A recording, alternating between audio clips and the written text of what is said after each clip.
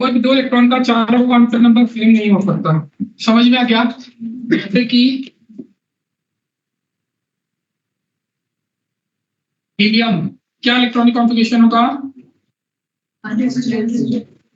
ठीक है, दो इलेक्ट्रॉन्स होंगे, दो टाइप का नोटेशन होता है। इस नोटेशन को क्या कहते हैं पता है? Orbital notation. और इस टाइप के नोटेशन को पता है क्या कहते हैं?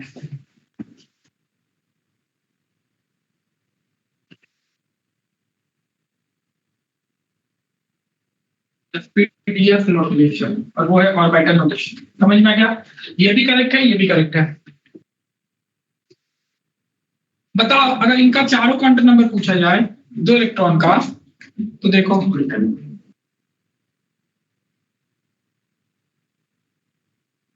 पहले इस इलेक्ट्रॉन की बात करते हैं। एन का वैल्यू,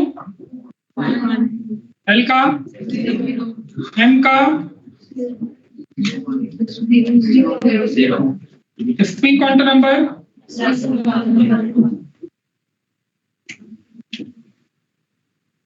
सेकेंड क्वांटम नंबर का एन का वैल्यू, एल का, एम, तो एक क्वांटम, एक दो इलेक्ट्रॉन का तीनों क्वांटम नंबर सेम हो सकता है, पर फोर्थ वन अलग होगा। समझ में आ गया? चारों क्वांटम नंबर की बात हो रही है, चारों क्वांटम नंबर सेम नहीं हो सकते। समझ में आ रहा है? अच्छा, एक बात बताओ, अगर किसी ऑर्बिटल तक पहुंचना है तो कितने क्वांटम नंबर की जरूरत है? ये क्वेश्चन भी कई बार आता है।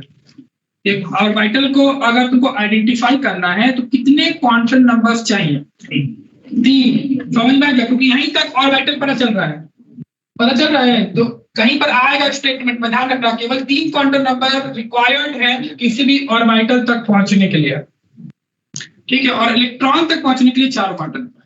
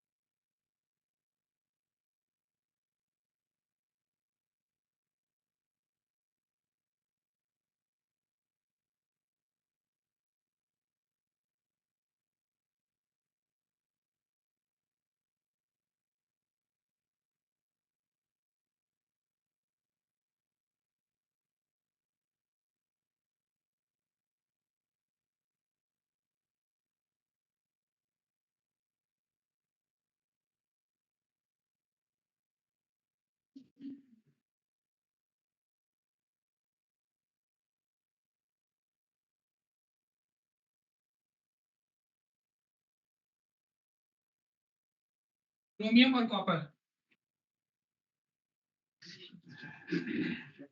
ध्यान रख लीजिए हो।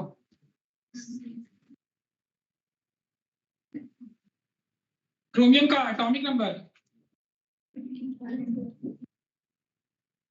हम लोग इसको ऐसे लिख सकते हैं, आर्गन 18 इलेक्ट्रॉन भर गए हैं, ऐसे लिखते हैं, पता है? नियरेस्ट नोबेल गैस के टर्म में लिखा जाता है। जैसे तुमको लिथियम का लिखना है तो तुम हीलियम लिख सकते हो आगे, ठीक है। 18 इलेक्ट्रॉन भर दिए गए हैं, फिर होना क्या चाहिए था?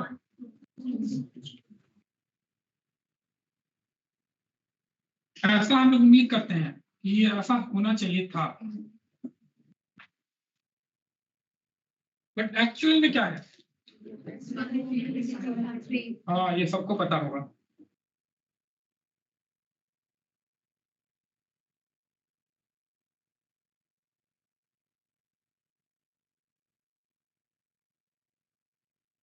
एक्चुअल में क्या है, एनर्जी गैप बहुत कम है, इनके बीच का एनर्जी गैप क्या है, बहुत कम।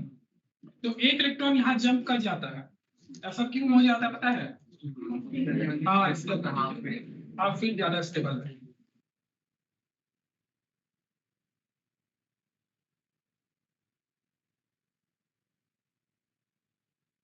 कॉपर कितना? 29। Argon 18 electron.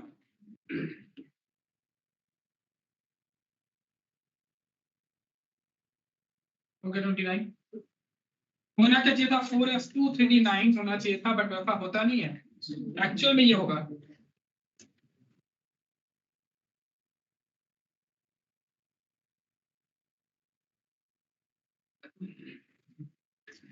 और इसको देखते D5।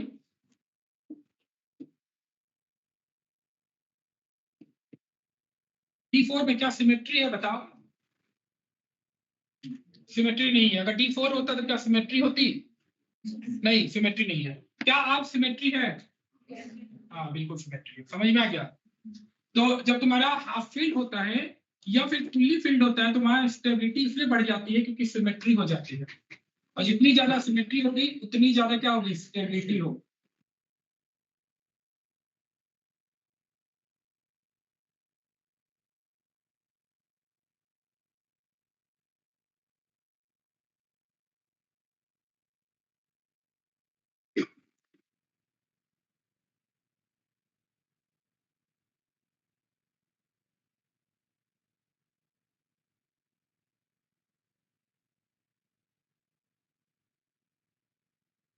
जितनी ज्यादा सिमेट्री होगी उतनी ज्यादा स्टेबिलिटी होगी, ध्यान रखना।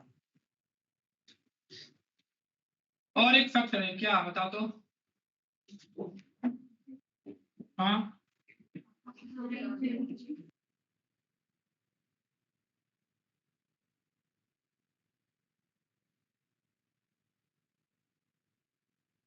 होता क्या है यहाँ पर देखो।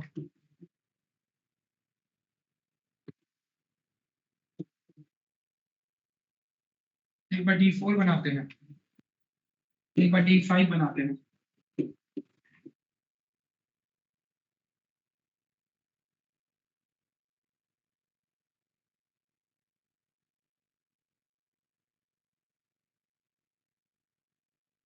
एक बार D4 बनाए, एक बार D5। इलेक्ट्रॉन क्या करता है? अपना पोजीशन एक्सचेंज करता है। तो जब ये एक्सचेंज होता है, एनर्जी क्या होती है? निकलती है। ठीक है, जितना ज्यादा एक्सचेंज होगा उतनी ज्यादा क्या होगी? एनर्जी निकलेगी, और जितनी एनर्जी निकलेगी उतनी स्टेबिलिटी आएगी। ठीक है, हम लोग जानते हैं एनर्जी जितना ज्यादा निकलता है ना उतनी स्टेबिलिटी आती है। जब ये इलेक्ट्रॉन इसके साथ अपना पोजीशन क्या किया? एक्सचेंज किया। ठीक, तो एनर्जी निकलेगी, और जितनी ज्यादा एक्सचेंज होगा उतनी ज्यादा क्या होगी? एनर्जी निकलेगी। तो ये इलेक्ट्रॉन इधर अपना पोजीशन चेंज किया, ये इसके साथ चेंज किया, ये इसके साथ चेंज किया। कितना एक्सचेंज? 3। ये देखो, ये वाला अपना इसके साथ, ये वाला इधर कितना? 2। और ये वाला, ये वाला इधर,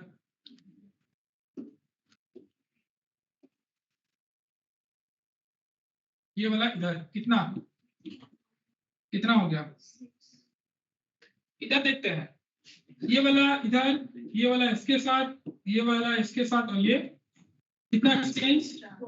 अब ये नहीं बोला कि ये वाला इसके साथ क्यों नहीं। अरे भाई, इसको इधर लेके जाओ या इसको इधर, बात तो बराबर ही है ना, दोनों का ना पोजीशन एक्सचेंज होगा। तुम अगर इधर बैठ जाओगे उठ के तो उसका भी तो पोजीशन एक्सचेंज हुआ है, समझ में आ रहा है? फिर ये वाला इसके साथ, ये वाला इधर, ये वाला इधर कितना?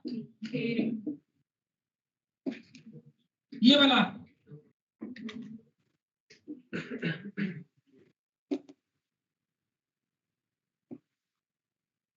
ये वाला इधर कितना, तो अगर D5 होगा तो नंबर ऑफ एक्सचेंज क्या होंगे, ज्यादा होंगे, ज्यादा एनर्जी निकलेगी, ज्यादा स्टेबिलिटी आएगी। समझ में आ गया? और इनके बीच का एनर्जी गैप बहुत कम है, तो ये यहाँ जंप कर जाता है। समझ में आ गया? और जो पोजीशन एक्सचेंज होगा, ध्यान रखना, जो तुम्हारा प्लस हाफ है वो प्लस हाफ वाले के साथ ही करेगा। समझ में आ गया? प्लस हाफ वाले के साथ ही करेगा। जनरेट ऑर्बिटल होना चाहिए, सबका एनर्जी क्या है, बराबर। ठीक है, सेम।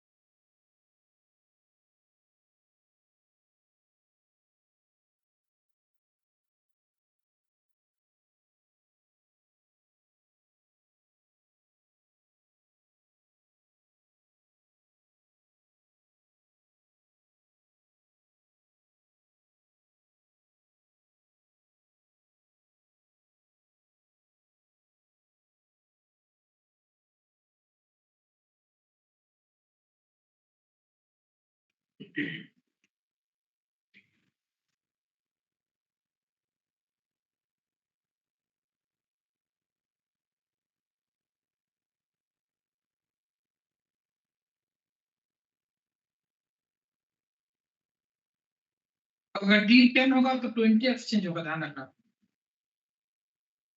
20 होगा, तो D5 का 10 हुआ, और वैसे तुम्हारा क्या होगा, माइनस हाफ वाले के साथ करेंगे, 10 इधर होगा 20।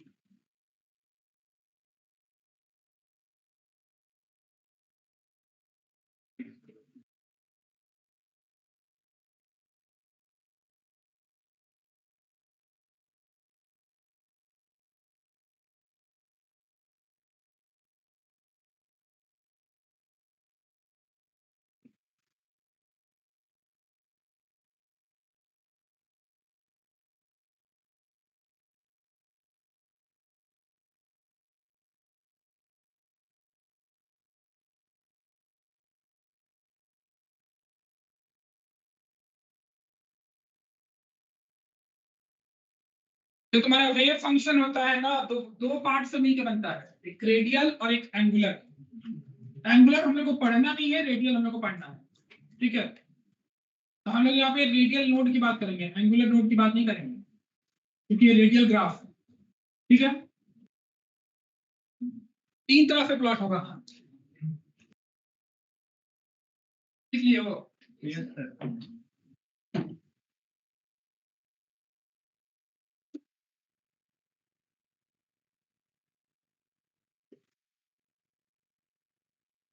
इसको कहेंगे रेडियल वेव फंक्शन, मतलब इस टाइप के ग्राफ को कहेंगे रेडियल वेव फंक्शन।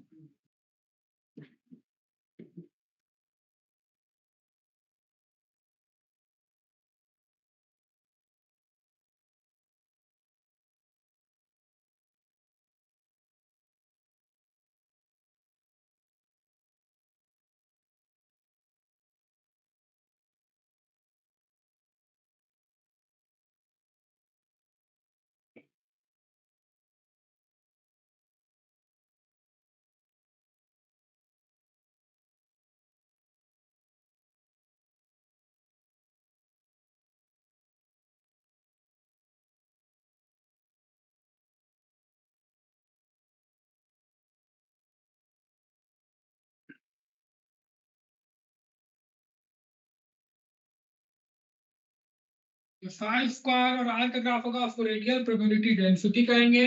जो 4 पाई r square D R Sai square होगा उसको रेडियल प्रोबेबिलिटी फंक्शन कहेंगे। तो बता रहे हो क्या होता है।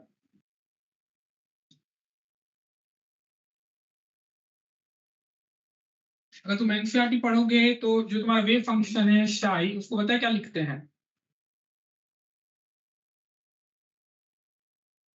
Capital R.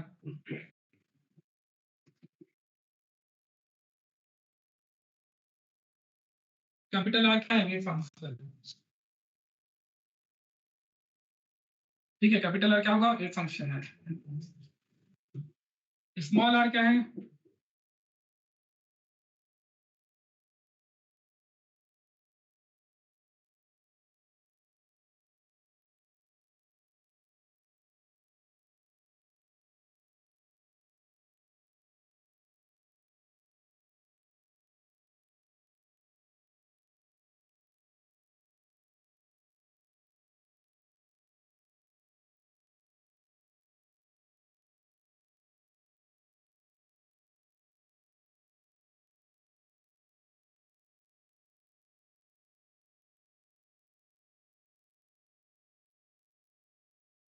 तो तुम्हारा साई है वो तुम्हारा पॉजिटिव नेगेटिव दोनों हो सकता है। क्यों? क्योंकि वेव फंक्शन है। जैसे जैसे तुम लोग बनाते हो ना,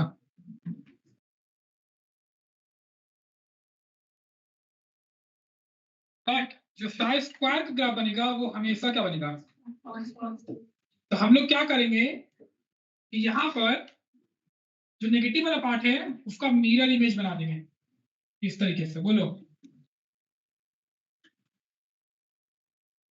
जो नेगेटिव वाला होगा, मतलब इन दोनों का जो ग्राफ होगा वो एकदम बिल्कुल सेम बनता है, क्योंकि जो नेगेटिव वाला है जस्ट उसका मिरर इमेज बना देंगे ऊपर। ऊपर वाला तो ऊपर ही रह जाएगा, जो नीचे वाला है उसको ऊपर कर देंगे। समझ में आ गया?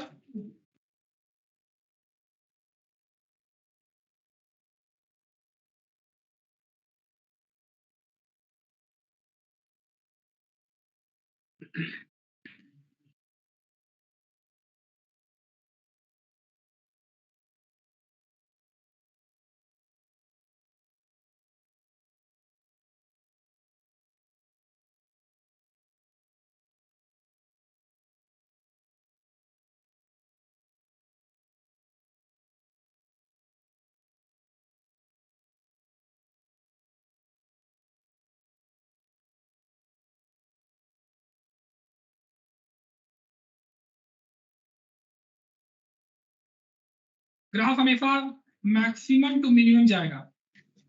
समझ में आ गया? अगर तुम्हारा एस होगा तो ग्राफ हमेशा मैक्सिमम टू मिनिमम जाएगा।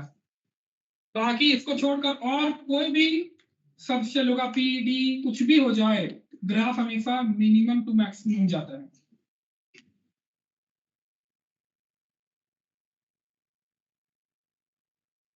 ट्रिक बता रहे हैं बनाने का, कोई भी ग्राफ बना लोगे।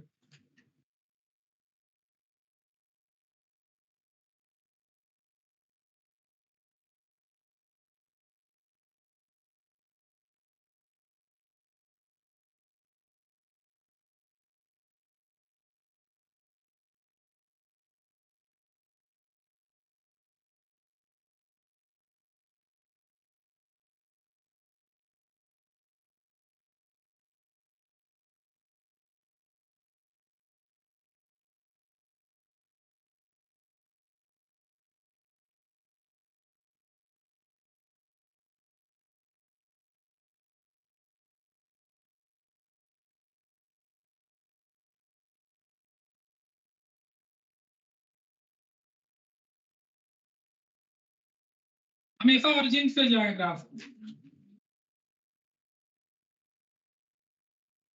ऐसा क्यों हो गया पता है? यहाँ पे आर का वैल्यू कितना है? यहाँ पे आर क्या है? मल्टीप्लीकेशन में है। तो जब तुम आर का वैल्यू यहाँ पुट करोगे तो पूरा क्या हो जाएगा? जीरो हो जाएगा। समझ में आ गया?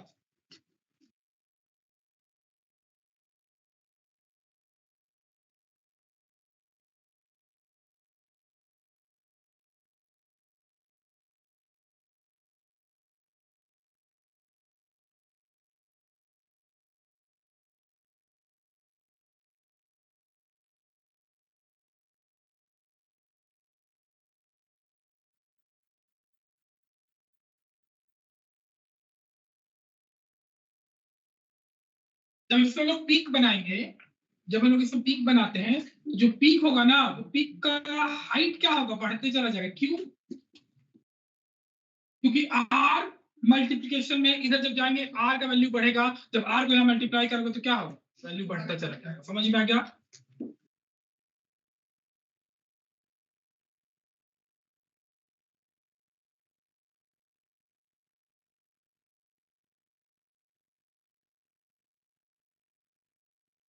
ये सब ग्राफ में पीक क्या होगा हमेशा, घटेगा। क्योंकि जैसे जैसे वो न्यूक्लियस से दूर जाएंगे इलेक्ट्रॉन को पाने की संभावनाएं क्या होंगी, घटेगी। ठीक है, ये ग्राफ में एक छोटा सा डिस्टेंस है कि यहाँ पीक क्या होगी, घटते चली जाएगी और यहाँ पीक बढ़ते चली जाएगी, क्योंकि आर यहाँ मल्टीप्लिकेशन में है।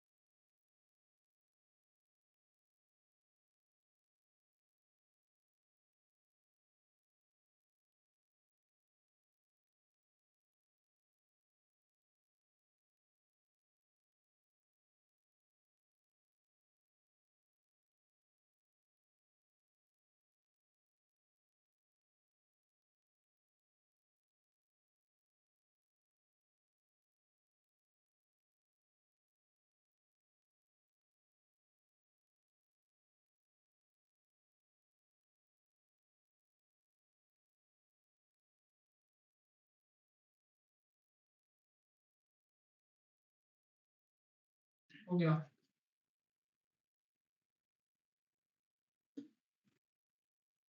देखो, रेडियल प्रोबेबिलिटी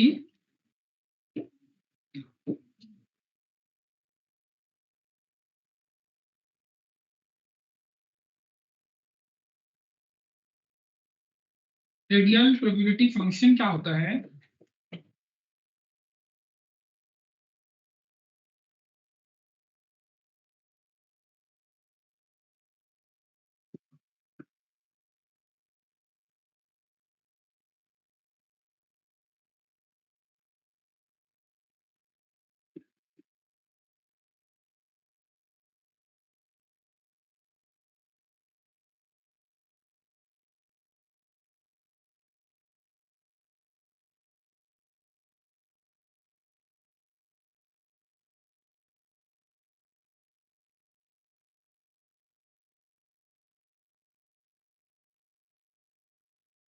ये क्या है, probability of finding electron in a very small volume.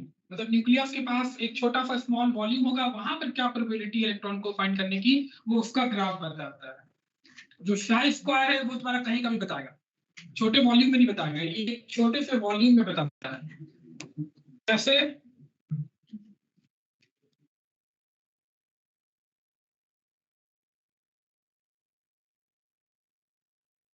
ये मान लेते डीवी है, ये स्मॉल वॉल्यूम ये पूरा, ठीक है।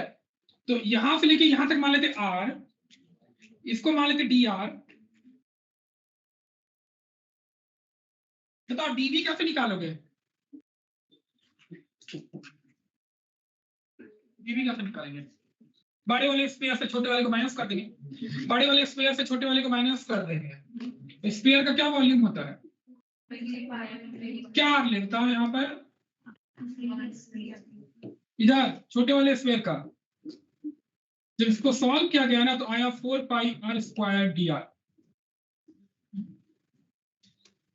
ठीक है, और ये क्या होता है, टीवी शाई स्क्वायर। रेडियल प्रोबेबिलिटी फंक्शन शाई स्क्वायर क्या होता है, प्रोबेबिलिटी ऑफ फाइंडिंग इलेक्ट्रॉन कहाँ, स्मॉल वॉल्यूम में। समझ में आ गया, टीवी इंटू शाई स्क्वायर, समझ में आ गया।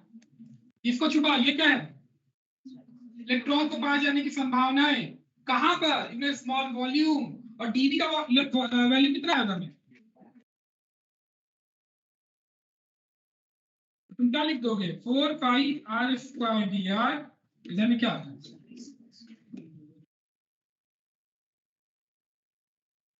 समझ में आ गया।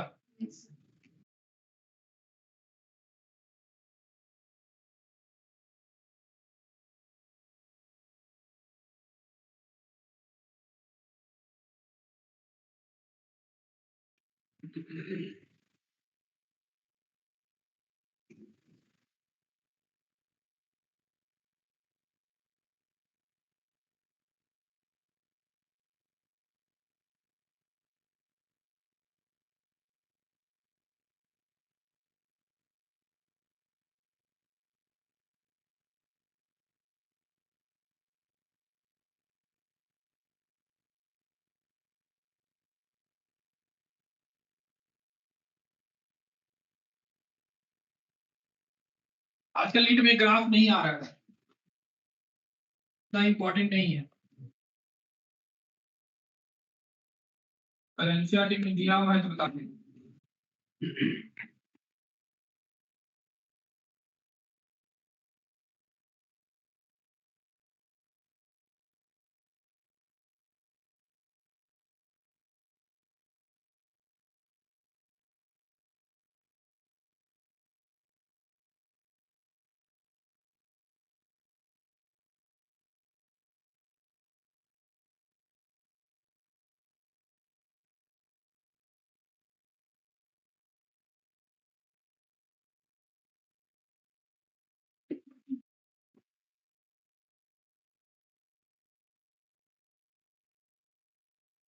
इसका ड्रॉ करें, बताओ।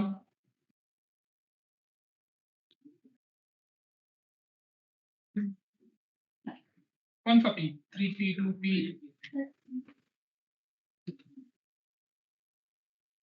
पहला काम होता है रेडियल लोड को फाइंड करना।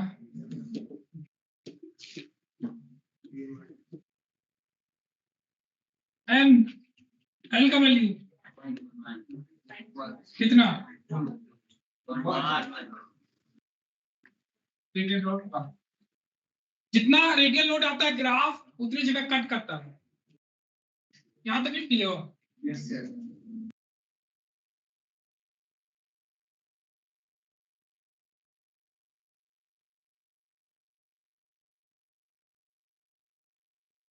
पी का ग्राफ है, किधर से जाएगा? मिनिमम। रेडियल लोड 1,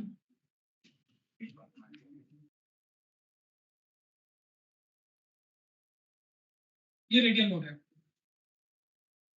ध्यान रखना, जो तुम्हारा स्टार्टिंग पॉइंट है, जो तुम्हारा एंडिंग पॉइंट है, वो रेडियल लोड में काउंट नहीं होता है।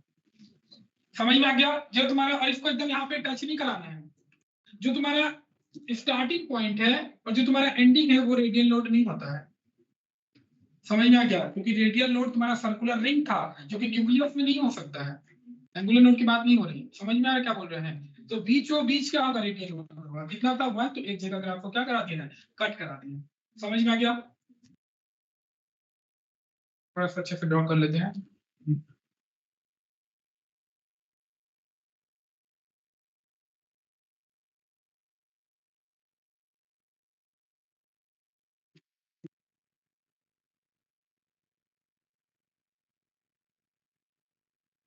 क्या किया जाए?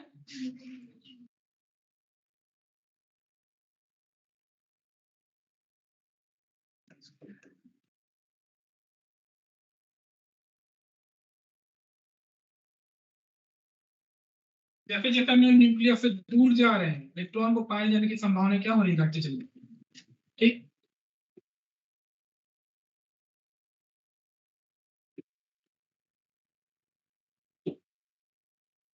कोई भी ग्राफ हो नीचे से आएगा।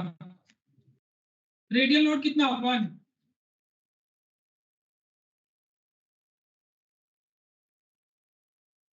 ठीक, क्या होगा?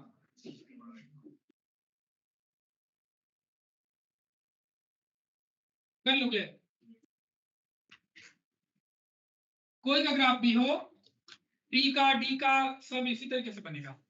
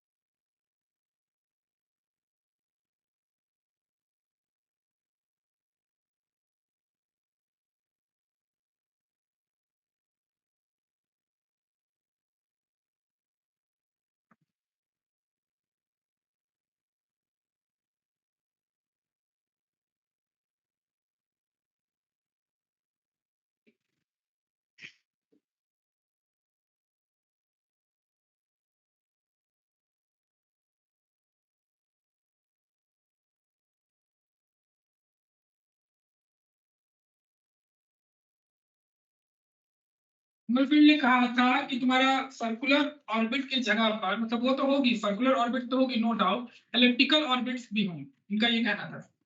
ठीक है, तो एक क्वेश्चन आएगा मॉडल में कि इलेक्ट्रिकल ऑर्बिट का कॉन्सेप्ट किसने दिया, तो सोमरफील्ड पे क्या कर दोगे, टिक कर देना।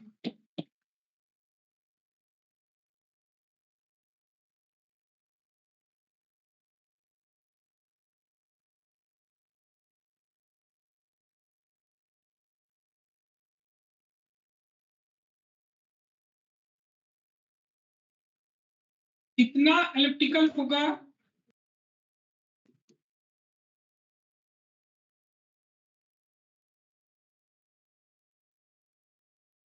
पता है तुम लोग को कितना इलेक्ट्रिकल होता है? n-1। रिलेट कर पा रहे हो क्वांटम नंबर से? ये इलेक्ट्रिकल ऑर्बिट बाद में जाके क्या बन जाता है पता है? ये इलेक्ट्रिकल ऑर्बिट्स क्या थे? n-1 किसका वैल्यू होता है? एल का। एल का मतलब ये और कुछ नहीं, ये सब शेल है इलेक्ट्रिकल ऑर्बिट्स। केवल इनका ये ड्रॉबैक था, ये सबको इलेक्ट्रिकल मान के चला, और ऐसा होता नहीं है। स्पेरिकल होता है, डबल होता है, डबल डबल होता है, बट इन्होंने कहा कि तुम्हारा जितना भी सर्कुलर ऑर्बिट्स के अंदर जो होंगे इलेक्ट्रिकल ऑर्बिट्स, वो सारे के सारे इलेक्ट्रिकल होंगे, मतलब सबका शेप इन्होंने इलेक्ट्रिकल बता दिया। और ये और कुछ नहीं, वही तुम्हारा एजीमुथल क्वांटम नंबर है। अभी ड्रॉबैक इतना है कि ये सबका शेप इलेक्ट्रिकल मान के चल रहा है। समझ आ गया? मतलब सर्कुलर ऑर्बिट अगर 3 है तो इलेक्ट्रिकल कितने होंगे, 2 होंगे।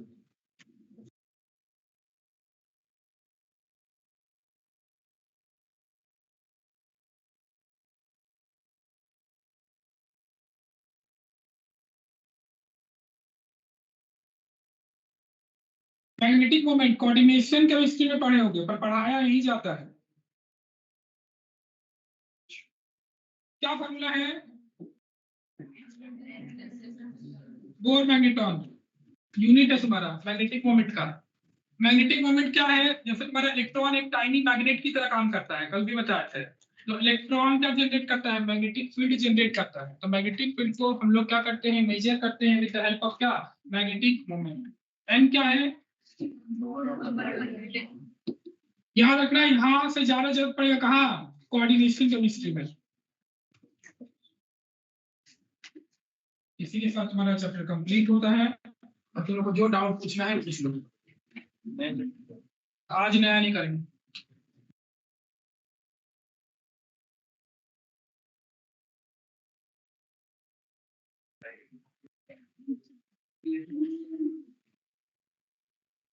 तुम लोग को मॉड्यूल से पूछना है।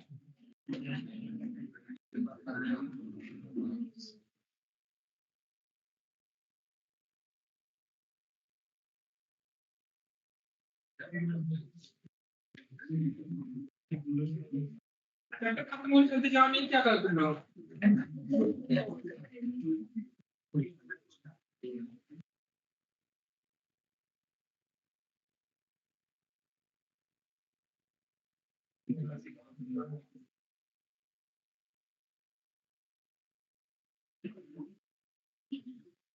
हर एक टॉपिक तुम्हारा हो गया, छोटा सा भी टॉपिक ऐसा नहीं है कि जो नहीं पढ़ाया गया।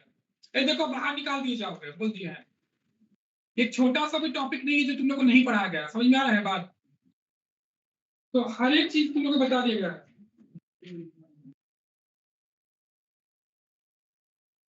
Question number 3 section B. ठीक है, कितना? 23।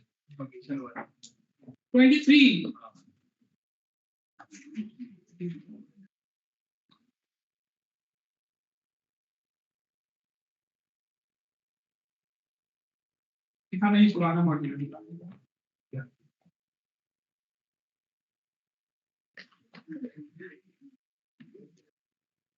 पेज नंबर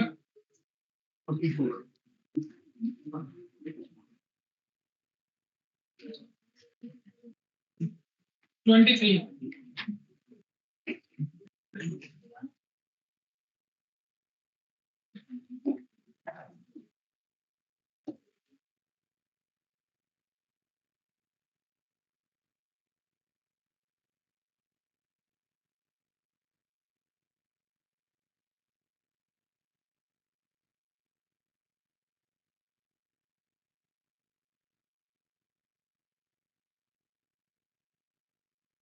देखो एल का मिनिमम वैल्यू कितना हो सकता है, हाँ? और एल का मैक्सिमम कितना इलेक्ट्रॉन होता है, उसका फॉर्मूला क्या है?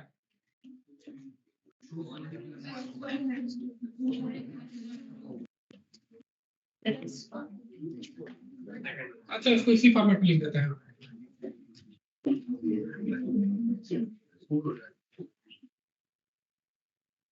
कब लोगे? हाँ सर, फोर्थ होगा। हम लोग जब लिमिट लिखते हैं ना तो मिनिमम और मैक्सिमम लिखते हैं।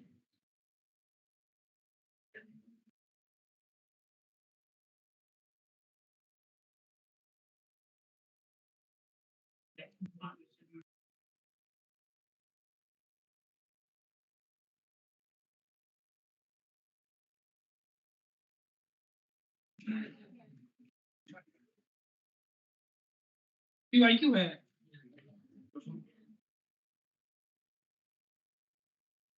नोट्स देखो, नोट्स में लिखा हुआ है जो वेव फंक्शन है वो कोऑर्डिनेट्स ऑफ द इलेक्ट्रॉन पर डिपेंड करता है, इंपॉर्टेंट लिख के टिक करवाया है। यस, ठीक है। और जो तुम्हारा प्रोबेबिलिटी है वो तुम्हारा क्या होगा, वेव फंक्शन का स्क्वायर करना पड़ेगा। तो वो गलत दिया है, स्टेटमेंट 2 गलत है, स्टेटमेंट 1 करेक्ट है। नोट्स को पढ़ते रहो।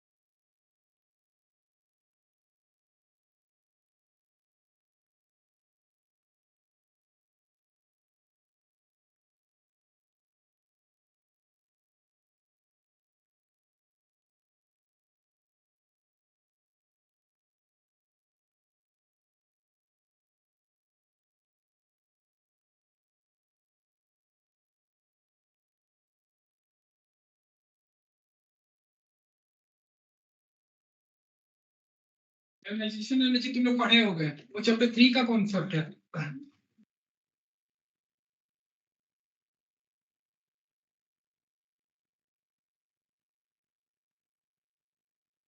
आयोनाइजेशन एनर्जी क्या होता है?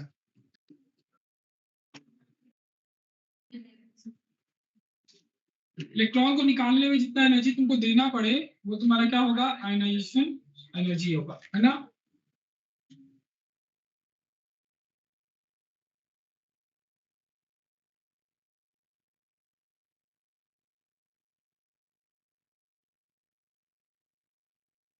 ये फॉर्मूला पता है तुम लोग को? ठीक है, एनर्जी निकालना पड़ रहा है इसलिए आयोनाइजेशन एनर्जी क्या होगा, हमेशा पॉजिटिव होगा।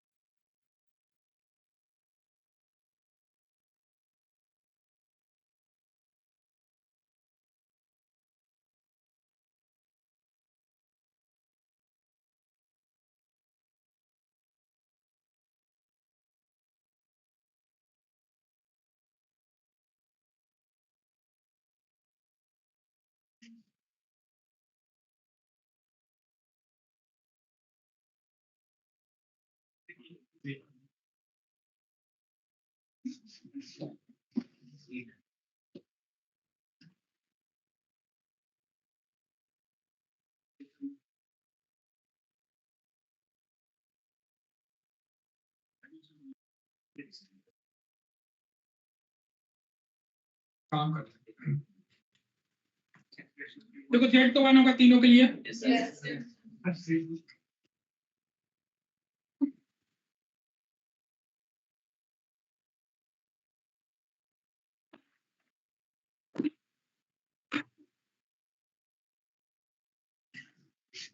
That is the 4।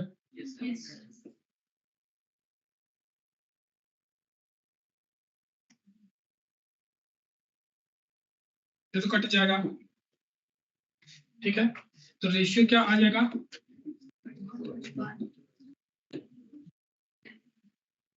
तो वैसे तो लिख नहीं पाएंगे, क्या करना होगा, 36 से मल्टीप्लाई करना होगा। कितना कितना,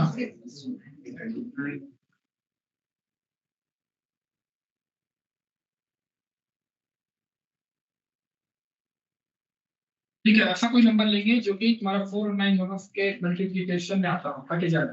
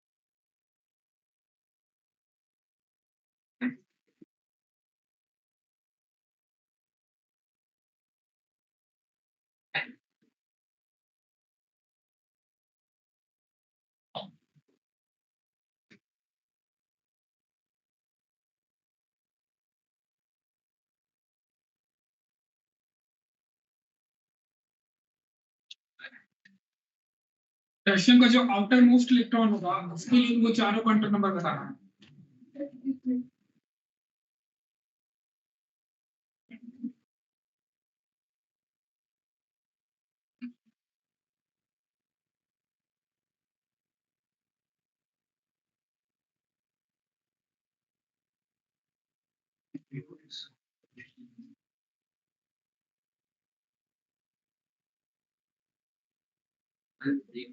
चारों क्वांटम नंबर बताना, गलत, जो 1 से स्टार्टिंग जो करा गलत।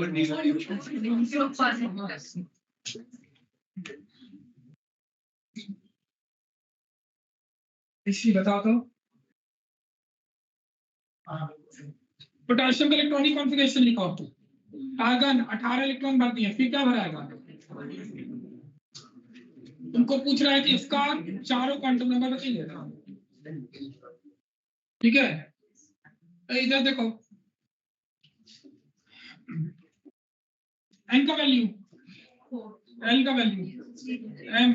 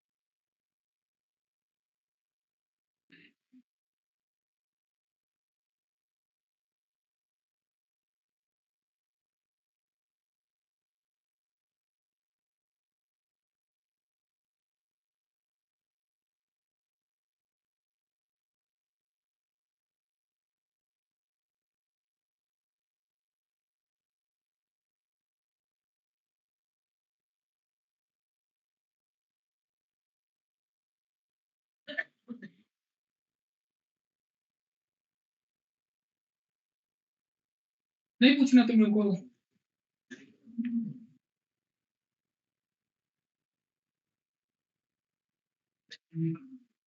हाँ बताओ। डी का कितना? डी का 52 का 4।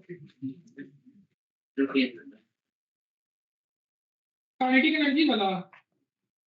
हाँ तो तुम लोग को बताया गया है।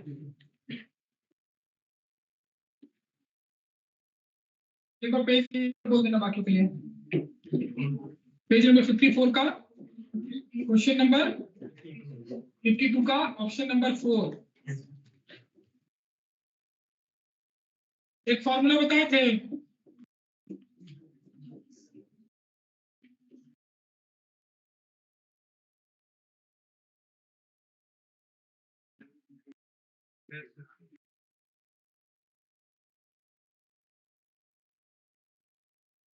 अब इलेक्ट्रॉन का चार्ज क्या होगा, क्यों? वो तो चेंज करेगा नहीं, तो वी पे डिपेंड करेगा।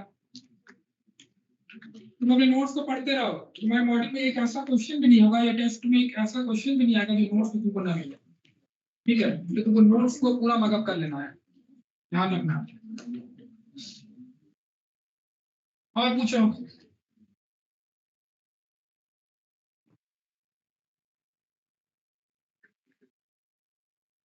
तुम लोग को हमेशा रेडी रहना चाहिए। हम चैप्टर 3 स्टार्ट करेंगे, ध्यान रखना। इतना टारगेट में टाइम नहीं है।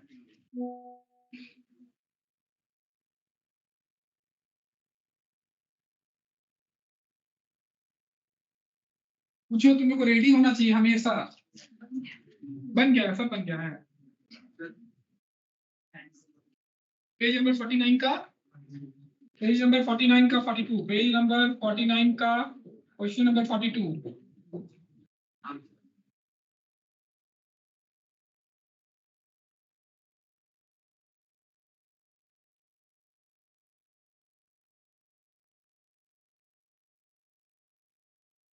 मोमेंटम का फार्मूला बोलो।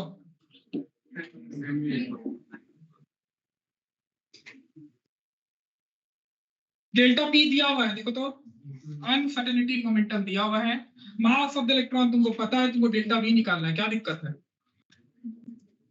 क्वेश्चन पढ़ो भाई, क्वेश्चन पढ़ोगे नहीं तो पता कैसे चलेगा। हो गया अपने इधर। समझ में आ गया अनुकल? हाँ बोलो। पेज नंबर 49 का।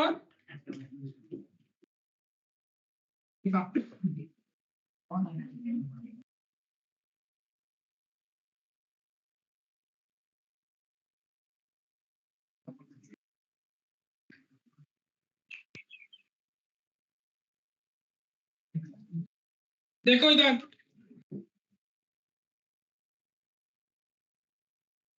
पेज नंबर 49, पेज नंबर 49 का क्वेश्चन नंबर 37। A2 मॉलिक्यूल है,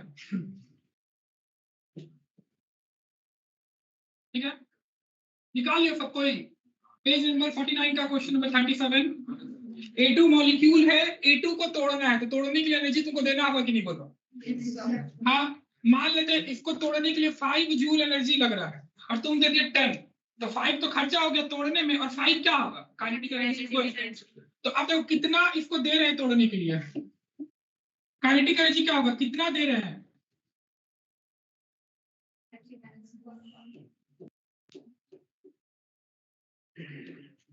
जो उसका बॉन्ड एनर्जी है, जितना उसको चाहिए रिक्वायरमेंट टूटने के लिए, और वो पर एटम पूछ रहा है, देखो तो पर एटम, एक मॉलिक्यूल में कितना एटम, डिवाइडेड बाय यूनिट का ध्यान रखना। समझ में आ गया? देख लो क्वेश्चन पढ़ लो। एक मॉलिक्यूल है, उसको तोड़ने के लिए इतना एनर्जी दिया जा रहा है, कितना, 4.4 इंटू 10 की पावर माइनस 19, पर वो कितने में टूट जाएगा, वो 4 इंटू 10 की पावर माइनस 19 में टूट जाएगा, वो बॉन्ड एनर्जी है। बाकी का जो बचा एनर्जी होगा वो काइनेटिक एनर्जी के फॉर्म में निकल जाएगा बाहर, law of conservation of energy. पर एटम पूछ रहा है इसलिए डिवाइडेड बाय 2, क्योंकि एक मॉलिक्यूल में कितना एटम, 2 एटम, इसलिए डिवाइडेड बाय 2 है।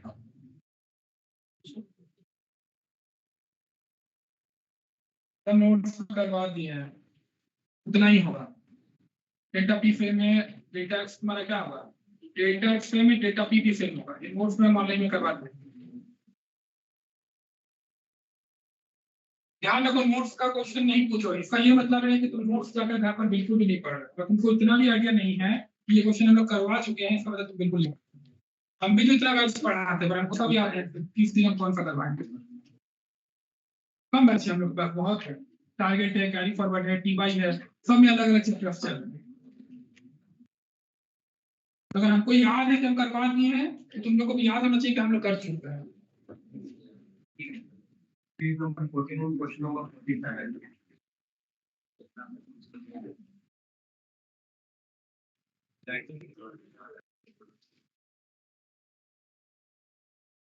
एक फॉर्मूला बताया गया होगा, देखो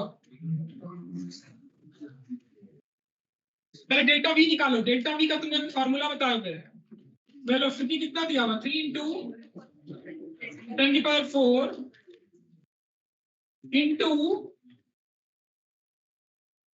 accurate up to 0.01 accuracy percentage accuracy, देखो एक फॉर्मूला लिखा गया होगा, डिवाइडेड बाय,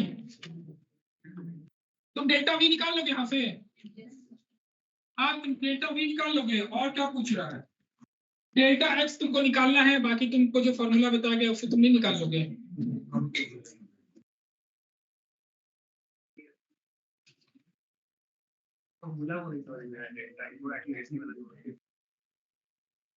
वेलोसिटी इतना है और परसेंटेज एक्यूरेसी मतलब परसेंटेज अनसर्टेनिटी वो दिया हुआ है कि उतने परसेंट का उसमें क्या है, अनसर्टेनिटी है।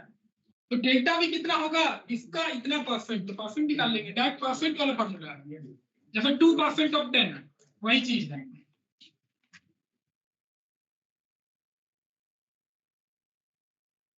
पूछना है और पूछ लो, डाउट क्लास में बहुत ज्यादा भीड़ रहता है, पूछो अभी टाइम है।